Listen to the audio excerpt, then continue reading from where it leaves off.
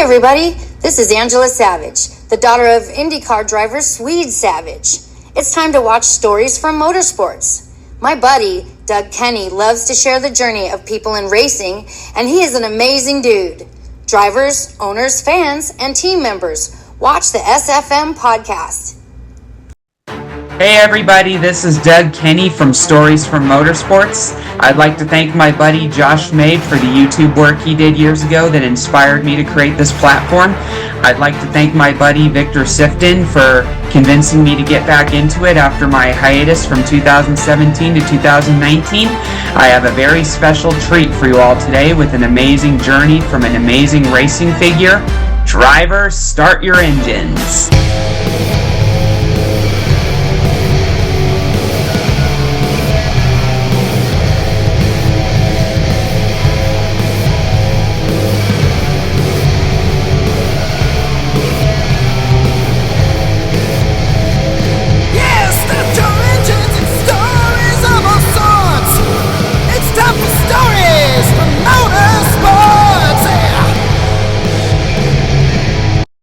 That's amazing.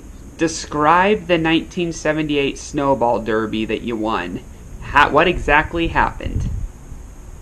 Well, I qualified 11th, and it was the only 250 lap Derby.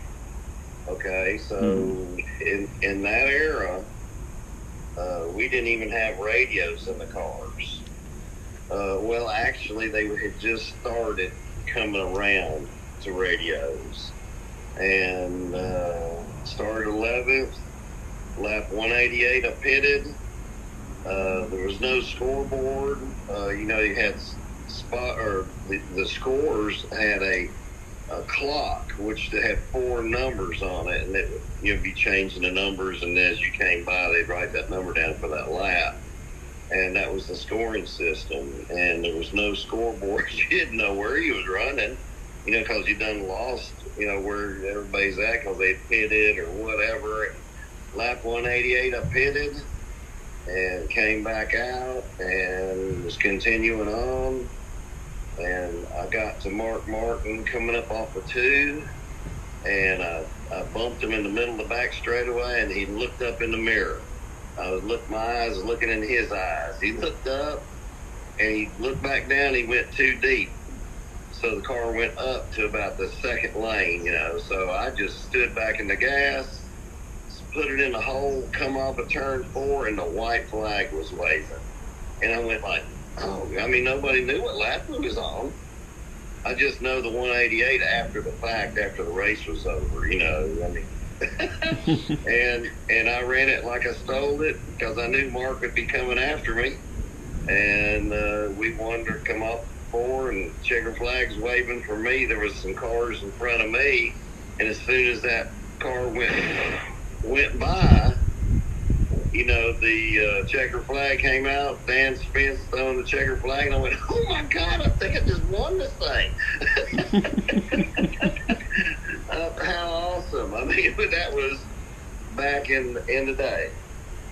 Yeah. Did Mark say anything afterwards or not? He was the first person to me when he stopped. He stopped his car down on the inside of the track, got out of the car. I made a cool down lap going, yeah. And when I came around, he was standing there, and he was the first one in the window shaking my hand, congratulating me. Yes, he was. What a gem of a person. One of the best race car drivers that's ever been. He's a racer's man. Yes, he's up and up. He's always been such a class act. Like that heartbreaking loss at the Daytona 500.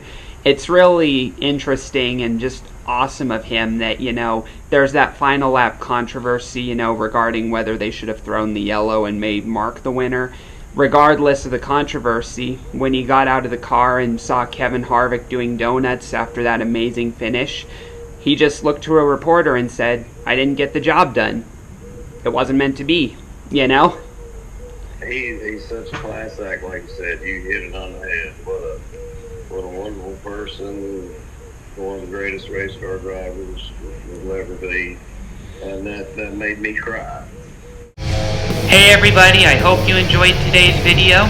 Please hit like and subscribe if you did so, and please continue supporting our amazing guest. And everybody, we'll see you next time on SFM. Hi, this is Ted Warner speaking. While the checkered flag is waved for this program, stay tuned for next week for the next episode of SFM. Thanks to Doug Kenny for what he does for motorsports.